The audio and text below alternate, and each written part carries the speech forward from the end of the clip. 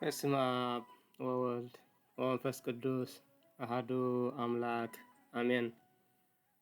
ዕዙዝ ሰላምታና ይብጻሕኩም ካብዚ ካብ ቻነል ምድሪ ኣጋዚት ዝኸበርኩም ዝዓበኹምን ዝነኣስኩምን ኩልኹም ኣብ መላእ ዓለም ዘለኹም ክቡራት ተኸታተልትና እምበኣር ሎሚ ቁሩብ ናይ ቻነል ከመይ ጌርካ ከፊትካ እቲ ዘድልየካ ዓይነት ቪድዮ ትርኢ ዝብል ቁሩብ ክነርኢ ኢና። ቅድሚኡ ግን ምናልባት እዚ ንሰደልኩም መንፈሳዊ ቪድዮታት ንሕና ቁሩብ ካብ ተምሃርናሉ ካብ ዝፈለጥናዮ ንዓኹም ይጠቕመኩም ይኸውን እዩ ቁሩብ እንተተጠቐምኩምሉ ዝብል እዩ። ምናልባት መብዛሕትኡ ዘየድልየኩም ክኸውን ይኽእል እዩ። ግን ካብቲ ብዙሕ ውሕድ ንዓኹም ዝጠቅም እንተደኣ ረኺብኩም ዋላ ሓንቲ ካብ ሚኢቲ ትኸውን እንተደኣ ረኺብኩም እታ ተርባሓኩም ንሰኣ ትጠቕመኩም እምበር እቲ ዘየድልየኩም ንዕኡ ስለ ዘየድልየኩም ንኩሉ ክትገድፍዎ ፅቡቕ ስለ ዘይኮነ ማለት እዩ። ንኣብነት ጎይታና መድሓኒና ንኢየሱስ ክርስቶስ ብምስላ ክዛረብ ከሎ ሓደ ሚኢቲ ኣባጊዕ ዝነበርኦ ሓንቲ ካብኣተን እንተጠፍአቶ ነተን 99 ገዲፉ ነታ ዝጠፍአት ክደሊ ኸደ ይብል ማለት እዩ።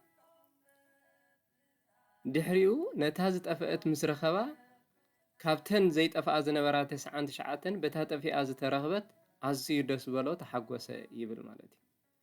ስለዚ ንሕና እንሰደልኩም ቻነል ወይ ከዓ ቪድዮታት እውን ካብ 99 ሓንቲ ተርባሓኩም ሓንቲ ትጠቕመኩም እንተደኣ ረኺብኩም ብኣኣ ክትሕጎሱ ይግባኣኩም እምበር በቲ ካልእ ዝኾነ ተዓንቂፍኩም ክትገድፍዎ ኣይግባኣኩምን እዩ። ምናልባት ዝገበርናዮ ጌጋ ዝኾነ ዘቕረብናዮ እንተደኣ ሃልዩ ከዓ ንዓና ክእርመና ወይ ከዓ ከምቲ ትደልይዎ ምኽሪ ክትሰዱልና ደኣ ይግባኣኩም እምበር ዝኾነ ሸለሊልኩም ክትገድፍዎ ኣይግባእን ማለት እዩ።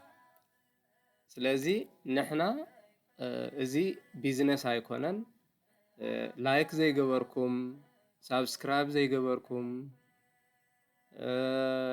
ወይ ካልእ ዘይገበርኩም ኢልና ንሕና ንወቕሰሉ ነገር የብልናን።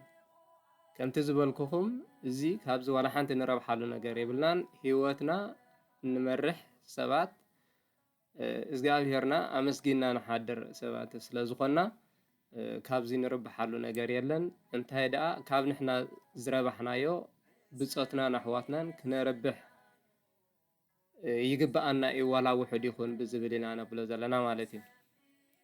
ስለዚ ሓንቲ ቪድዮ ርኢኹም ከምቲ ዝበልናዮ ሓንቲ ትጠቕመኩም ነገር እንተደኣ ረኺብኩም እታ ዝጠቐመትኩም ንሓደ ሓዊኹም እውን ክትጠቕሞ ትኽእል እያ ኢልኩም እንተደኣ ሓሲብኩም ጥራይ ናብቲ ትደልይዎ ሓዊኹም ክተመሓላልፍዋ ሼር ኢልኩም ክተመሓላልፍዋ ይግባኣኩም እምበር ናይ ካልእ ንዓና ንጥቕሚ ኢሎምታት ኢልኩም ብዙሕ እንተዘይተሸገርኩም ዝሓሸ ኮይኑ ይስማዓና ማለት እዩ።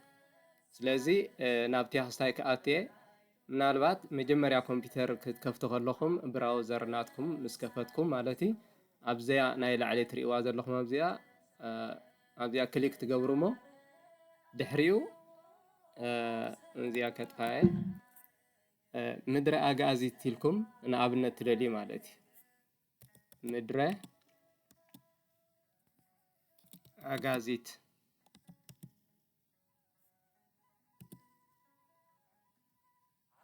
ሕጂ ኢንተር ትብልዋ ድዩ ምድረ ኣጋዚት ይገለየሉ ሕጅስታይ ኣቢሉ ኣብዚ ክተብልዋ ትኽእሉ ኢኹም ኣብዚ ክትረኽብዋ ትኽእሉ ኢኹም ናብዚ ቀጥታ ተእትወኩም ማለት እዩ። ሕጂ ናብዚ ምስ ኣእተወትኩም ነዚኣ ትሪእዋ ዘለኹም እቲኣ ፕሮፋይል ናይታ ቻነል ኣብኣ ትግብኡ።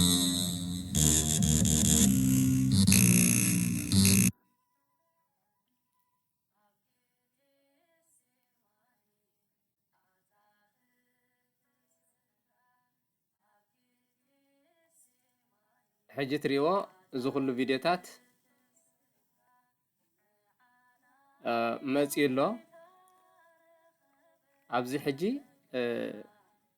እቲ ዘድልየኩም እዚኣ መፅያትኩም ስለ ዘላ ቀጥታ ናበይ ትኸዱ ማለት እዩ ናብዚ ፕሌይሊስት ኣብዚ ምስ ጠወቕኩም እቲ ኣፕሎድ ዝገበርናዮ ቪድዮታት ብምሉእ ኣብዚ ክትርእይዎ ኢኹም ብፕሌይሊስት መልክዕ ማለት እዩ። ንኣብነት ኣብ ናይ መጀመርታ ኣብዚ ትርእይዎ ኣለኹም መንፈሳዊ ትምህርቲ ዝብል ኣሎ። መንፈሳዊ ትምህርቲ ኣብዚኣ እንድሕር ሪኢኹማ 5 ኣለዋ ማለት እዩ። ኣብዚ መዝሙር ዝብል ከዓ 12 ኤርትራውያን ኦርቶዶክስ ተዋህዶ መዝሙር ዝብል 12 ቪድዮ ኣለዋ ማለት እዩ። ከምኡ እንዳበለ ይቕፅል። ኣብነት ኣብዚ ውዳሴ ማርያም ሕጂ ውዳሴ ማርያም ተደኣ ደሊኹም 10 ቪድዮታት ኣለዋ ብናይ ውዳሴ ማርያም መልክዕ ማለት እዩ። ከምኡ ታሪክ ወለዶ ህዝቢ ኤርትራ ዝብል ግእዝ ናምበርስ መዝገበ ሃይማኖት እዚ ሶሊድ ዋርክስ ናይ ትምህርቲ ብዙሕ ናይ ኢንጂነሪንግ ትምህርቲ ስለ ዝኾነ ብዙሕ ንዓኹም ዘገድሰኩም ኣይመስለንን ተረኣኹሞ ከዓ ፅቡቕ ማለት እዩ።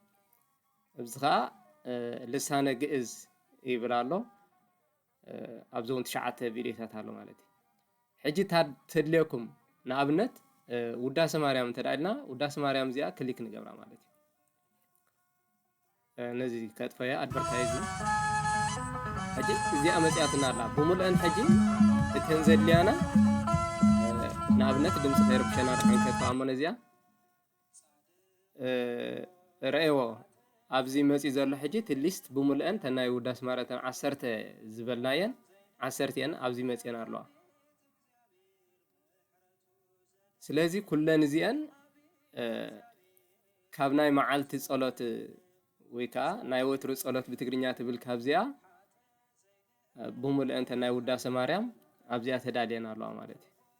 ስለዚ ነዚኣ ፕለይልና ክስታይ ክተብል ከላ ኩለን በብሪጋ እዚአን 10 እዚአን ብሓንሳብ ይመፃና ኣለዋ ማለት እዩ። ስለዚ ኣብቲያ ቀንዲ ናይታ ቻነል ክንምለስ እንተደኣ ደሊና ኣብዚኣ ናይ ድሕሪት እዚኣ ኣረው ዘላ ናብኣ ክሊክ ንገብር እሞ ናብኣ ተመሊስና ኣለና ማለት እዩ። ስለዚ ነዚኣ ፕሌይ ትገብር ስለ ዝነበረት ኣብዚ ዓፅያትና ኣላ ነዚኣ ከውርዳ እየ ንታሕቲ ንክዓፀየ ኣለኹ።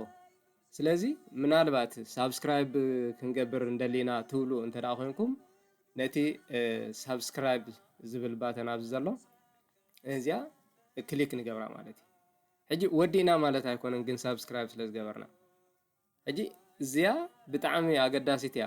ምክንያቱ ነዚኣ ክሊክ እንተደኣ ጌርናያ ትሪእዋ ዘለኹም ነዚኣ ናይ ደወል ምልክት ዘላ ሓደሽቲ ቪድዮታት ኣብዚ ዝተሰደ ቀጥታ ኖቲፊኬሽን መልክዕ ወይ ከዓ ቀጥታ ምስ ተሰደ ኣብ ናትኩም ብቴሌፎን ይኹን ዝኾነ ዩቱብ ክትከፍቱ ከለኹም ከምዚ ቪድዮ ኣፕሎድ ገይሩ ኣሎ ወይ ሰዲድ ኣሎ ወይ ከምዚ ኣፕሎድ ገይሮም ኣለዉ ዝብል ነቲ ቻነል ይነግረኩም ብቐጥታ ማለት እዩ።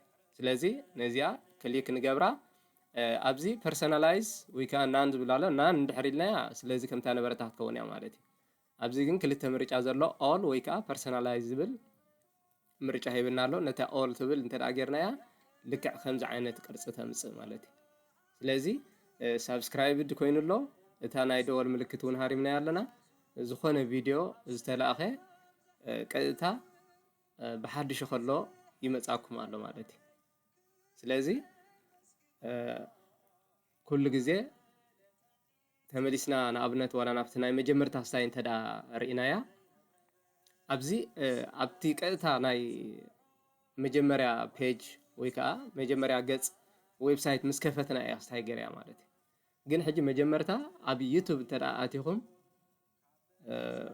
ወይ ከዓ ድሓን ክምለስ ሞ ፅቡቅ ገይረ በቃ ሕራይ ናብዚኣ ተመሊሰ ኣለኹ። ኣብዚ ዩቱብ ኢልና እንተደኣ ፅሒፍና ዩቱብ ዳትኮም ዩቱብ ክመፀና እዩ ማለት እዩ። ሕጂ ዩቱብ ተኸፊቱ ኣሎ ኣብዚ ዝተፈላለየ ዓይነት ቪድዮታት ክመፃኩም ናይ ዩቱብ ማለት እዩ።